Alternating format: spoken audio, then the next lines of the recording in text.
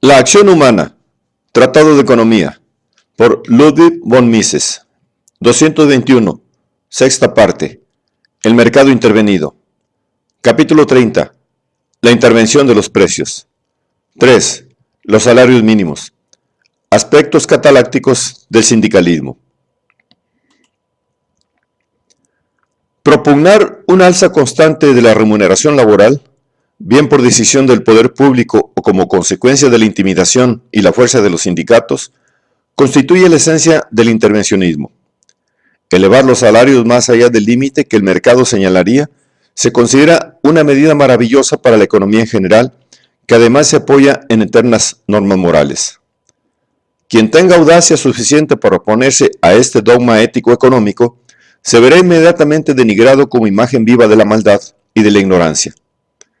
El temor y asombro con que las tribus primitivas contemplaban a quien osara violar cualquier norma reputada tabú es idéntico al que embarga la mayoría de nuestros contemporáneos cuando alguien es lo bastante temerario como para romper una línea de piquetes de huelga. Millones de seres exultan de alegría cuando los esquiroles reciben merecido castigo de manos de los huelguistas, en tanto que policías, fiscales y jueces guardan ante el hecho altiva neutralidad o incluso se ponen del lado de quienes fomentan la violencia. Los tipos de salario establecidos por el mercado tienden a alcanzar un nivel tal que facilita empleo a todos los que lo desean y permiten a quienes buscan trabajadores contratar tantos como precisan, con lo que se logra ese pleno empleo hoy tan reclamado por todos. Cuando ni el poder público ni los sindicatos interfieren en el mercado, únicamente puede haber o paro voluntario o paro cataláctico. Pero, tan pronto como mediante métodos coactivos externos al funcionamiento del mercado, ya provengan de actos del gobierno o de la intromisión de los sindicatos, se pretende que los salarios rebasen aquel límite, surge el paro institucional. Así como en el mercado no interferido prevalece una inexorable tendencia a la extinción del paro cataláctico, el paro institucional, por el contrario, no puede desaparecer en tanto los poderes públicos o sindicales impongan sus particulares decisiones. Si el tipo mínimo de salario afecta solo a una parte de los posibles sectores de ocupación, quedando libres otras ramas del mercado laboral, quienes pierden su empleo a consecuencia de la elevación de los salarios invaden las industrias libres de aquella injerencia incrementando la oferta de mano de obra. Cuando tan solo los obreros más cualificados se hallaban asociados, los aumentos salariales conseguidos por los sindicatos no provocaban paro institucional. Rebajaban simplemente las retribuciones laborales de aquellos otros trabajadores todavía no asociados o cuyos sindicatos eran menos eficientes. Corolario de la mejora conseguida por los obreros organizados era la reducción de remuneraciones que soportaban los demás. Hoy en día, sin embargo, acentuada la interferencia del poder público en la fijación de la remuneración laboral y reforzada la organización sindical con el apoyo del gobierno, las cosas han cambiado. El paro institucional se ha convertido ya en un fenómeno social crónico y permanente. Lord Beveridge, más tarde entusiasta defensor de la injerencia gubernamental y sindical en el mercado laboral, subrayaba en 1930 que la capacidad de una política de salarios altos para provocar paro no la niega ningún investigador de autoridad reconocida. Desconocer esta concatenación causal implica poner en duda la existencia misma de leyes que regulen la sucesión e interconexión de los fenómenos de mercado. Los economistas que al principio simpatizaron con las asociaciones obreras pronto comprendieron que las organizaciones sindicales solo pueden alcanzar sus objetivos mientras se preocupan exclusivamente de minorías trabajadoras. La actividad sindical solo puede beneficiar a una aristocracia laboral privilegiada, desentendiéndose de las repercusiones que el resto del mundo salarial tiene que soportar. Nadie ha podido afirmar coherentemente que mediante la acción de los sindicatos obreros fuera posible ni mejorar la condición ni elevar el nivel de vida de todos los asalariados. Vale la pena recordar aquí que el propio Marx nunca pensó que la acción sindical pudiera incrementar los salarios en general. La tendencia normal de la producción capitalista, decía, no apunta al alza sino a la baja del nivel medio de los salarios. Las asociaciones obreras Por tanto, lo único que podían hacer con respecto a los salarios era procurar sacar el mejor partido posible de oportunidades ocasionales a fin de mejorarlos circunstancialmente. Marx, sin embargo, apoyaba la existencia de tales asociaciones obreras porque permitían arremeter contra el sistema mismo de la esclavitud del salario y los actuales métodos de producción. Los sindicatos deberían comprender que en lugar del lema conservador, un buen jornal por un buen trabajo, deberían inscribir en su bandera la consigna revolucionaria abajo el sistema salarial. Los marxistas lógicos combatieron siempre todo intento de imponer tipos mínimos de salario, pues entendían que perjudicaban al interés de la masa laboral en su conjunto. Desde que se inició el moderno movimiento obrero, no ha cesado el antagonismo entre los sindicatos y los socialistas revolucionarios. Las tradicionales uniones laborales inglesas y americanas se dedicaban exclusivamente a obtener, mediante la coacción, salarios más altos. Pero desconfiaban del socialismo, tanto del utópico como del científico. En Alemania hubo tremenda rivalidad entre los partidarios del marxismo y los líderes sindicalistas, y consiguieron estos, en los decenios anteriores al estallido de la Primera Guerra Mundial, imponer sus ideas. Los socialdemócratas hicieron suyos entonces los principios del intervencionismo y del sindicalismo. En Francia, Georges Sorel pretendió imbuir a los sindicatos el espíritu de ruda combatividad y belicosidad revolucionaria que Marx deseaba imprimirles. Todavía hoy, en todos los países no socialistas, se aprecia dentro de las asociaciones obreras aquel conflicto entre las dos facciones, incapaces siempre de llegar a entenderse. Una de ellas considera el sindicalismo como medio idóneo para mejorar la situación del obrero en el seno del capitalismo. La otra, por el contrario, no ve en los sindicatos sino organizaciones al servicio del comunismo militante, aprobando su existencia solo en la medida en que, convertidas en la vanguardia del ejército proletario, su violencia permite derrocar el sistema capitalista. Un exceso de verbalismo pseudo-humanitario ha hundido en la confusión y el apasionamiento las cuestiones que suscita el sindicalismo obrero. Quienes propongan coactivos salarios mínimos, ya sea impuestos por el poder público o por la violencia sindical, aseguran estar combatiendo por la mejora y bienestar de las masas laborales. No toleran que nadie ponga en duda ese su peculiar dogma según el cual los tipos mínimos de salario constituyen el método único, idóneo e indispensable para incrementar las retribuciones laborales de modo permanente y para todos los asalariados. Alardean de ser los verdaderos amigos del obrero, del hombre común, los auténticos partidarios tanto del progreso como de los eternos principios de la justicia. Pero el problema es más profundo. Consiste en determinar si no es más cierto que el único e insoslayable método para elevar el nivel de vida de todos los trabajadores consiste precisa e inequívocamente en aumentar la productividad marginal del trabajo mediante el incremento del capital disponible a ritmo superior al crecimiento de la población. Los teóricos del sindicalismo pugnan con denuedo por escamotear tan fundamental cuestión. Nunca hacen referencia al tema básico, es decir, a la relación entre el número de obreros y la cantidad disponible de bienes de capital. Determinadas medidas sindicales suponen una tácita admisión de los teoremas catalácticos relativos a la determinación de los tipos de salario. Los sindicatos, impidiendo la entrada de mano de obra extranjera y poniendo todo género de obstáculos al acceso de competidores nacionales a aquellos sectores que controlan, lo que en definitiva provocan es una reducción de la oferta laboral allí donde les interesa. Por otra parte, se muestran hostiles a la exportación de capitales. ¿Qué sentido tendría todo esto si no fuera cierto que la cuota de capital disponible por individuo determina el quantum salarial? La explotación de la masa laboral constituye la base y fundamento de la ideología sindicalista.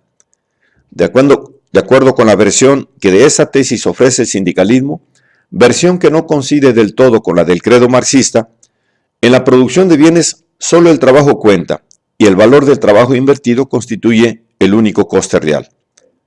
Todos los beneficios que proporciona la cosa elaborada deberían en justicia llegar íntegramente a manos del obrero, quien solo así llegaría a cosechar el producto íntegro de su trabajo.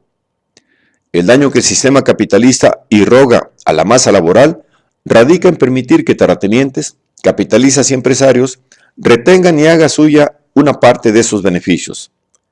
La porción que retiran tales parásitos sociales constituye la renta no ganada.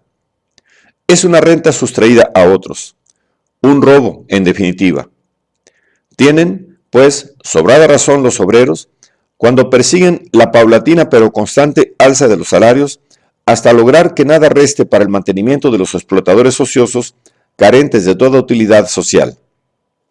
Las masas laborales, por esta vía, no hacen sino perseguir la batalla que pretéritas generaciones iniciaran por la emancipación de esclavos y siervos y la abolición de los impuestos, tributos, diezmos y prestaciones gratuitas que pesaban sobre los siervos de la gleba en beneficio de la nobleza detentadora de la tierra. De ahí que la actividad obrera resulta invariablemente favorable a la libertad, de la igualdad y a los inalienables derechos del hombre. Y no cabe dudar de la victoria final. La inexorable evolución histórica tiende a barrer los privilegios de clase, para instaurar últimamente el reino de la libertad y la igualdad. De antemano están condenada al fracaso la reaccionaria actitud empresarial en su vana pretensión de detener el progreso. Tales son los principios de la filosofía social hoy imperante. No faltan, sin embargo, quienes, aun aceptando estas ideas filosóficas, no quieren llegar a admitir las conclusiones lógicas preconizadas por los extremistas. Son personas más suaves, más comedidas, que creen que al empresario también le corresponde algún beneficio, aunque éste no debe sobrepasar los límites de lo justo. Pero, como quiera que los módulos para fijar en términos de equidad la porción correspondiente a empresarios y capitalistas varían en extremo, la diferencia de criterio entre radicales y moderados al final cuenta poco, y además los segundos en ningún caso dejan de prohijar el principio de que los salarios reales deben subir siempre. En ninguna circunstancia deben bajar. Muy pocos, en ese sentido, fueron los que en los Estados Unidos, durante el curso de las dos guerras mundiales, se atrevieron a discutir la pretensión de los sindicatos, según la cual, incluso en medio de una crisis nacional, la retribución neta de los salarios debía ser incrementada a ritmo superior al coste de la vida. Afirma el sindicalismo que la confiscación, total o parcial, de los beneficios de empresarios y capitalistas no produce daño alguno. Los partidarios del dogma sindical emplean el término beneficio en el sentido que le dieron los economistas clásicos. No se establece distinción alguna entre el beneficio empresarial propiamente dicho, los intereses del capital aportado y la oportuna compensación por los servicios laborales prestados por el propio empresario. Abordaremos más tarde las consecuencias que derivan de la confiscación de intereses y dividendos. Y veremos también qué es lo que la teoría sindical pretende sacar de los dogmas de la capacidad de pago y de la participación en beneficios. Hemos examinado ya el argumento del poder adquisitivo que se aduce para justificar la elevación del salario por encima de los tipos potenciales del mercado. Resta por analizar el denominado efecto Ricardo. Ricardo fue quien por primera vez expuso explícitamente la tesis según la cual el alza salarial impulsa a los capitalistas a sustituir mano de obra por maquinaria y viceversa. Los sindicalistas concluyen que una política de elevación de salarios ha de resultar invariablemente beneficiosa para todos al poner en marcha perfeccionamientos técnicos que acrecientan la productividad del trabajo. Esos más altos salarios se pagan por sí solos. Los obreros, forzando en tal sentido a los empresarios, se constituyen en la vanguardia que impulsa la prosperidad y el progreso. Muchos economistas aprueban la tesis de Ricardo, pero no son consecuentes y rechazan las radicales conclusiones que deberían admitir una vez aceptada la premisa. La verdad es que el efecto Ricardo no pasa de ser un argumento que solo deslumbra a principiantes en ciencias económicas. Pero, por eso mismo, es una falacia altamente peligrosa cuyo íntimo error conviene poner de manifiesto. La confusión comienza con lo que la máquina sustituye al obrero. La confusión comienza con lo de que la máquina sustituye al obrero. La máquina lo único que hace es dar una eficiencia y productividad al factor trabajo. Con una misma inversión de mano de obra, se obtienen bienes en mayor cantidad o de mejor calidad. La utilización de máquinas y herramientas no origina por sí sola reducción del número de obreros dedicados a la fabricación del artículo A.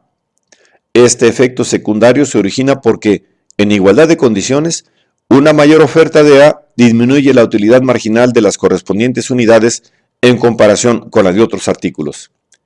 De ahí que, desde un punto de vista social, convenga detraer mano de obra de la producción de A para dedicarla a la elaboración de otros bienes.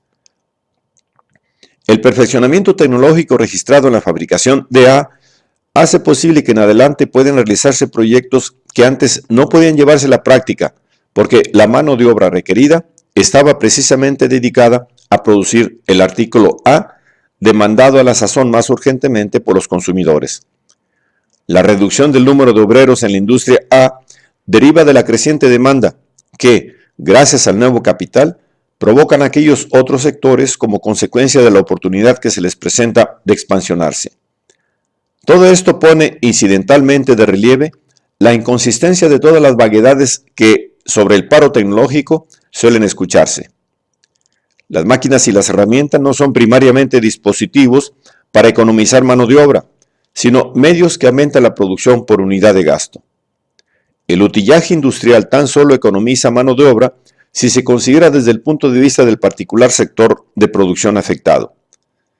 Contemplado desde el punto de vista del consumidor y en relación con el interés de la colectividad, las máquinas no son más que instrumentos que multiplican la productividad del esfuerzo humano, incrementan la cantidad de bienes disponibles y permiten, de un lado, ampliar el consumo y de otro, disponer de más tiempo libre.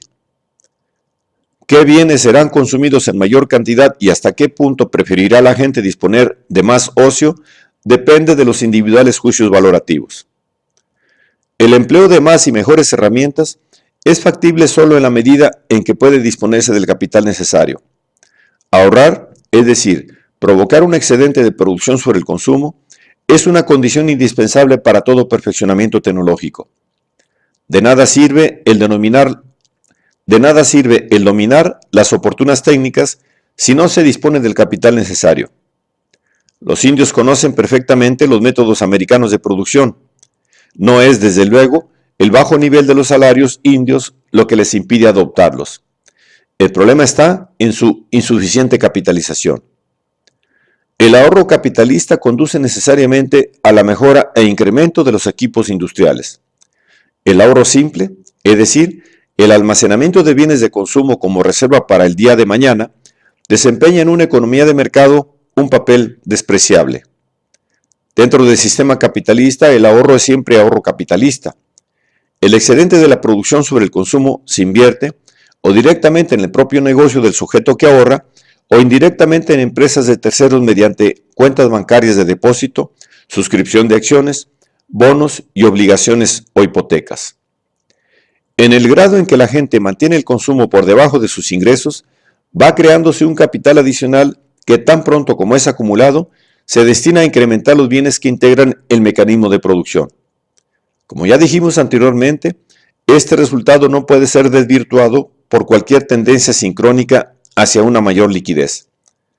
Por un lado, la acumulación de capital adicional es condición indispensable si se quiere disponer de más y mejores herramientas. Por otro, no existe para el capital adicional otro destino que la adquisición de más y mejores herramientas. La teoría de Ricardo y la doctrina sindicalista que de ella deriva altera por completo el planteamiento. La tendencia a elevar los salarios no es la causa, sino el efecto del perfeccionamiento técnico. La actividad mercantil basada en el lucro se ve compelida a utilizar los más eficientes métodos de producción. Tan solo la insuficiencia de capital pone freno al empresario en su constante afán por mejorar el equipo industrial manejado. Si se carece del capital indispensable, es inútil recurrir a un aumento salarial para obtenerlo. Los tipos mínimos de salario únicamente influyen en el empleo de maquinaria, desviando la inversión adicional de uno a otro sector. Supongamos que en un país económicamente atrasado, Ruritania, el sindicato de estibadores fuerza a los patronos a abonar salarios más elevados en comparación con los que satisfacen las restantes industrias del país. En tal supuesto puede acontecer que el más provechoso empleo de capital adicional consista en instalar artefactos mecánicos para la carga y descarga de buques. Sin embargo, el capital empleado sería sustraído de otros sectores industriales que, sin la imposición sindical, lo habrían utilizado de un modo más beneficioso. El aumento de salarios concedido a los estibadores no provoca incremento alguno en la producción total ruritana, sino por el contrario, una disminución. En igualdad de circunstancias, solo si se incrementa el capital, aumenta los salarios. Cuando el poder público o los sindicatos imponen salarios superiores a los que habría fijado un mercado laboral no interferido, la oferta de mano de obra excede la demanda y surge el paro institucional. Bajo el hechizo avasallador del intervencionismo, tratan los gobiernos de corregir las indeseadas consecuencias de su injerencia acudiendo a la hoy denominada política de pleno empleo e implantan el subsidio contra el paro, el arbitraje como medio de resolver los conflictos laborales, la realización de obras públicas, la expansión crediticia y, en fin, la inflación. Estos remedios son peores que el propio mal que pretenden curar. La ayuda a los parados no pone fin al paro. Les facilita medios para permanecer ociosos. Cuanto más se aproxima el subsidio al nivel que para la remuneración laboral habría señalado el mercado, en mayor grado se aminora el incentivo de hallar nueva colocación. Más que un método para suprimir el paro, es un simple medio de prolongarlo. Las desastrosas repercusiones económicas que tales subvenciones provocan son harto conocidas. El arbitraje no es un sistema adecuado para resolver las discrepancias para determinar la cuantía de los salarios. Si la decisión arbitral coincide exactamente con el tipo potencial que señala el mercado o indica un salario inferior, resulta superflua. Si, en cambio, los fija por encima del tipo potencial de mercado, se producen las mismas consecuencias que las de cualquier otro sistema de fijación de salarios mínimos por encima de los de mercado, es decir, el paro institucional. Es irrelevante la motivación a que recurra el árbitro para justificar su fallo. Lo que importa no es si los salarios son justos o injustos, con arreglo a criterios arbitrarios, sino si dan lugar a un exceso de oferta de mano de obra sobre la demanda. Es posible que haya gente que considere acertado fijar los salarios a tal nivel que se condena a la mayor parte de la masa obrera potencial a un paro permanente. Ahora bien, nadie osará afirmar que ello sea conveniente y beneficioso para la sociedad.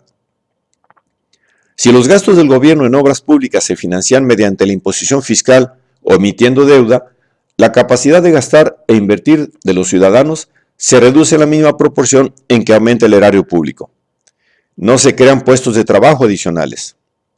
Pero si el gobierno nutre su presupuesto acudiendo a manipulaciones inflacionistas, aumento de la circulación fiduciaria o mayor expansión crediticia, lo único que hace es provocar un alza general de los precios. Si durante el proceso inflacionario el incremento de los salarios resulta rebasado por la subida de los precios, es posible que el paro institucional se atenúe e incluso que desaparezca. Pero ello no significa que se reducen los salarios reales. Lord Keynes aseguraba que la expansión crediticia podía acabar con el paro. Pensaba que la rebaja gradual y automática de los salarios reales, como consecuencia del alza de los precios, no hallaría una resistencia tan vigorosa en la masa laboral como cualquier otra tentativa de reducir nominalmente los salarios. El que tan sofisticado plan tenga efecto positivo exige mantener a los asalariados en un estado de ignorancia y estupidez altamente improbable. Mientras sigan creyendo que los salarios mínimos les benefician, no consentirán que se les defraude mediante tan simples maquinaciones. En la práctica, todos estos artificios de una supuesta política de pleno empleo no conducen al final sino a instaurar un socialismo de tipo germano. Como quiera que los miembros de un tribunal arbitral paritario, con representantes patronales y obreros, nunca llegan a ponerse de acuerdo en cuanto a la remuneración que deba reputarse justa, la decisión virtualmente incumbe a los vocales designados por el gobierno. Queda así el poder público investido de facultades para fijar los salarios. Cuanto más proliferen las obras públicas, cuanto mayor número ponga en marcha el gobierno para llenar el vacío que provoca la incapacidad de la empresa privada para el logro del empleo total, el ámbito de la actividad individual se irá progresivamente reduciendo, con lo que el dilema capitalismo-socialismo vuelve a surgir. Es, por tanto, impensable una política permanente de salarios mínimos. Aspectos catalácticos del sindicalismo. El único problema cataláctico que la existencia de asociaciones obreras plantea no es otro sino el de decidir si mediante la coacción y la fuerza se puede elevar los salarios de todos los que aspiran a obtenerlos por encima del límite que un mercado inadulterado señalaría. En todos los países los sindicatos han conseguido el privilegio de apelar a la violencia.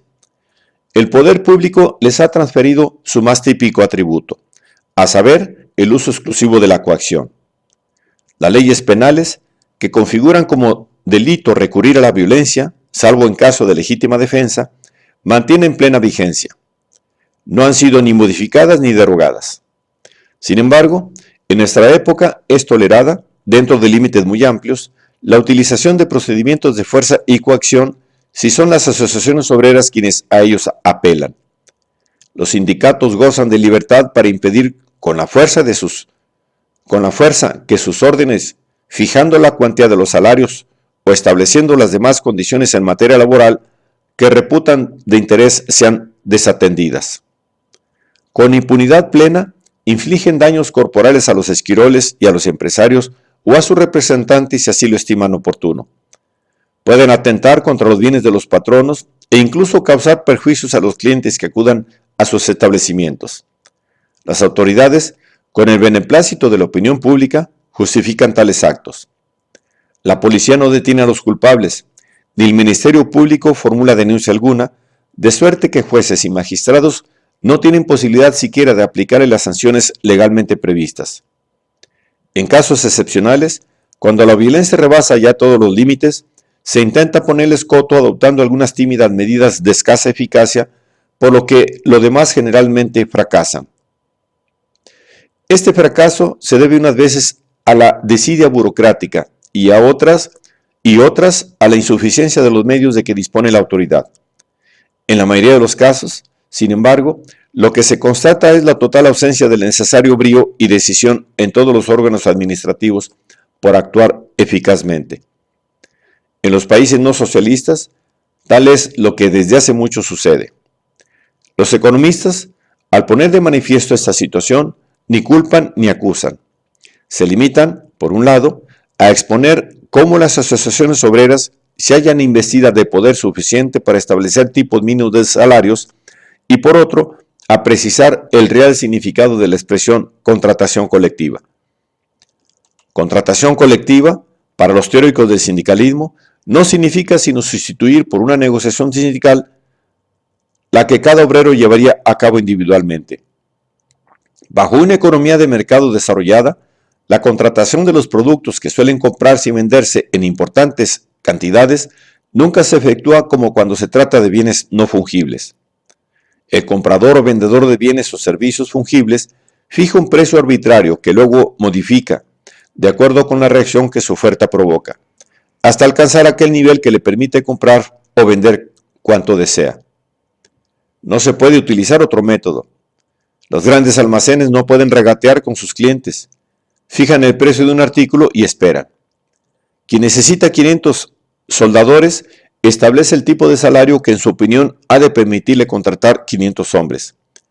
Si se presenta un número menor, no tendrá otro remedio que ofrecer más.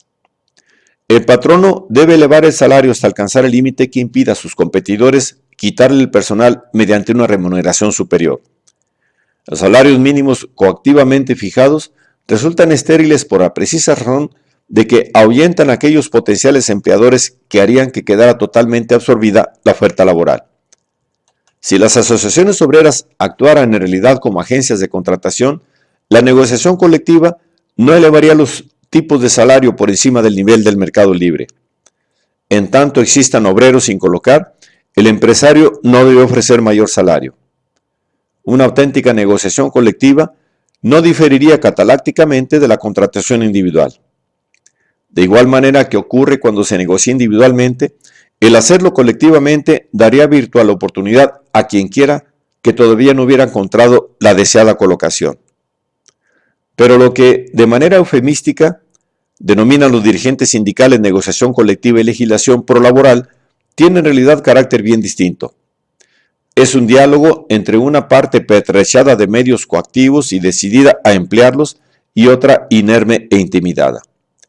No es la transición de mercado, es un dictado impuesto al patrono, y sus efectos no difieren de los que provocan las alzas salariales decretadas por el Estado con el respaldo de las fuerzas policíacas y los tribunales. Ambas, invariablemente, generan paro. Tanto la opinión pública como numerosos estudios pseudoeconómicos abordan estas cuestiones en una atmósfera de falacias. El problema básico nada tiene que ver con el derecho de asociación. De lo que se trata es de decidir si conviene o no conferir a un cierto grupo el privilegio de recurrir impunemente a la acción violenta. Estamos ante el problema del Ku Klux Klan. No menos incorrecto es enfocar el asunto desde el ángulo del derecho de huelga. La cuestión nada tiene que ver con el derecho a holgar, sino con la facultad de obligar a otros, mediante la intimidación y la violencia, a dejar de trabajar impidiendo que nadie pueda trabajar en una empresa a cuyos obreros el sindicato ordenó que cesaran en su actividad. Cuando, para justificar su actuación intimidatoria y violenta, los sindicatos invocan el derecho a la huelga, no quedan mejor emplazados que los de un grupo religioso que pretendiera ampararse en la libertad de cultos para perseguir a los disidentes. Cuando en épocas pasadas las leyes denegaban, en algunos países, el derecho a asociarse, tal criterio derivaba del temor a que, mediante la sindicación, solo se aspiraba a implantar un régimen de intimidación y violencia en la esfera laboral. Si en otros tiempos las autoridades utilizaron la fuerza pública para proteger a los patronos, a sus representantes y a la propiedad en general ante las acometidas de los huelguistas, ello no quiere decir que realizaran ningún acto hostil a la masa obrera. Cumplían tan solo con lo que todo gobierno debe considerar deber fundamental. Estaban salvaguardando el exclusivo derecho estatal al uso de la coacción. No tiene la ciencia económica por qué entrar en la distinción entre huelgas legales e ilegales, ni tampoco adentrarse en aquellas legislaciones como la del New Deal americano, conscientemente orientada contra el empresariado, que han situado los sindicatos en una posición de privilegio. Tan solo hay que destacar un aspecto. Lo mismo si el poder público decreta, como si los sindicatos imponen mediante la violencia y la intimidación, salarios que sobrepasen el nivel potencial del mercado, se provoca inexorablemente paro institucional.